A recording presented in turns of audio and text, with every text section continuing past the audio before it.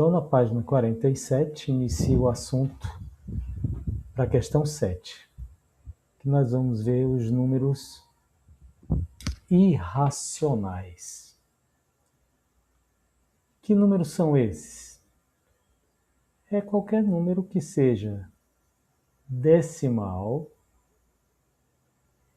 infinito, mas que não tenha período, ou seja, um número que não tem nenhum número que se repita sempre, certo? Esse número foi descoberto pela primeira vez por volta dos 2.500 anos, há mais de 2.500 anos, lá no século VI a.C., os matemáticos só conheciam os números inteiros e positivos, ou seja, 1, 2, 3, 4, 5. Os negativos ainda não eram conhecidos, e as frações eram simplesmente razão entre dois números inteiros.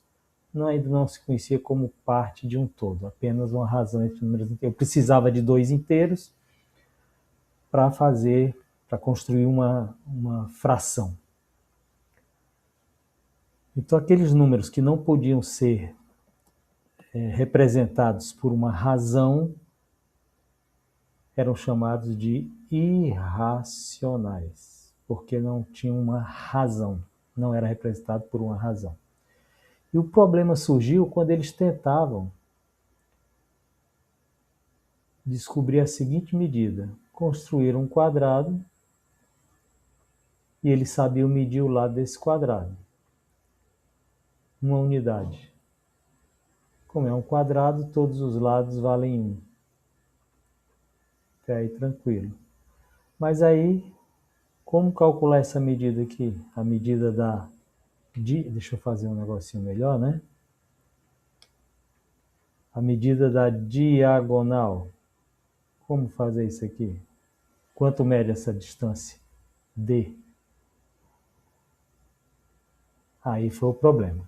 Não existia um número inteiro, nenhum que pudesse ser representado por uma razão. Certo? E aí, numa escola fundada pelo Pitágoras, eles começaram a estudar essa situação. E aí foi provado que existia a seguinte relação. Dado um triângulo retângulo é qualquer triângulo que tenha como característica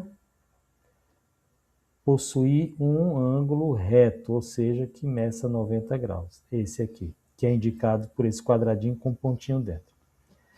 Então aqui nesta figura seria esse triângulo alaranjado.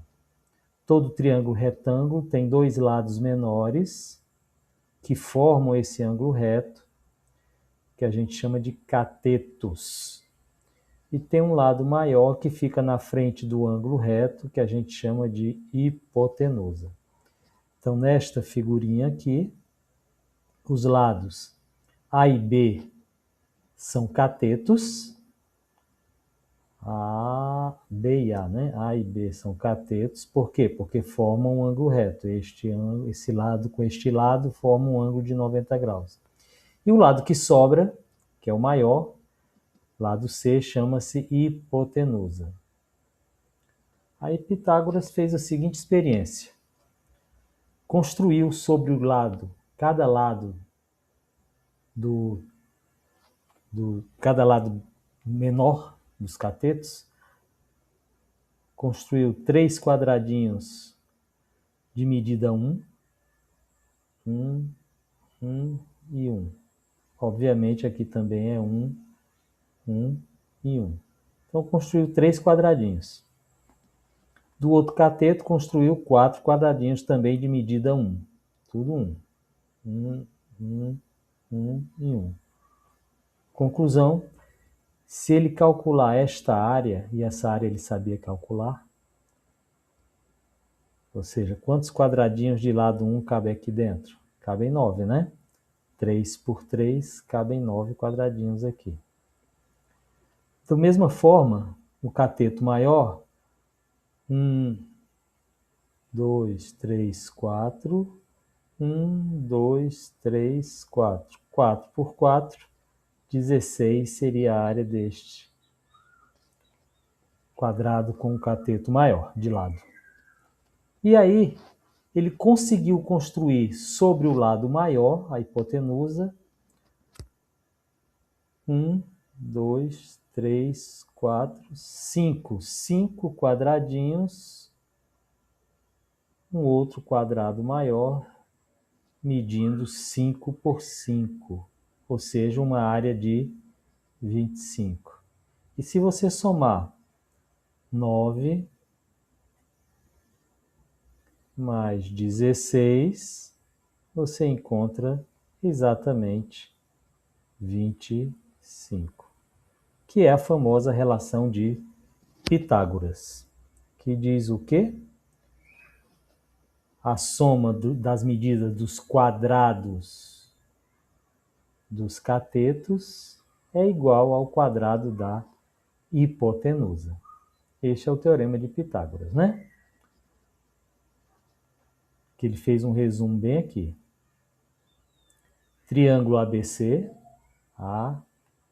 ABC, ângulo A mede 90 graus, os lados menores, que são os catetos, os que formam os 90 graus, A e B, e o lado maior, C, que fica na frente do 90 graus, que é o lado maior, chama-se hipotenusa. Então ele pode pegar o cateto menor e elevar ao quadrado, pegar o cateto maior e elevar ao quadrado e somar os dois. Foi o que ele fez aqui. Quando ele faz isso, ele encontra o quadrado do lado maior, quadrado da hipotenusa. Tá certo? Essa relação é válida. Obviamente que eu poderia escrever isso aqui ao contrário. O que é que eu chamo de ao contrário? Em vez de A2 mais B ao quadrado mais B ao quadrado igual a C ao quadrado, eu poderia muito bem ter escrito C ao quadrado, óbvio, né? Se vale a ida, a volta também vale. É igual a A ao quadrado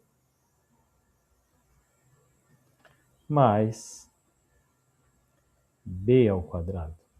Né? Tanto faz eu dizer que o quadrado da hipotenusa é igual à soma dos quadrados dos catetos, como dizer que a soma dos quadrados dos catetos é igual ao quadrado da hipotenusa.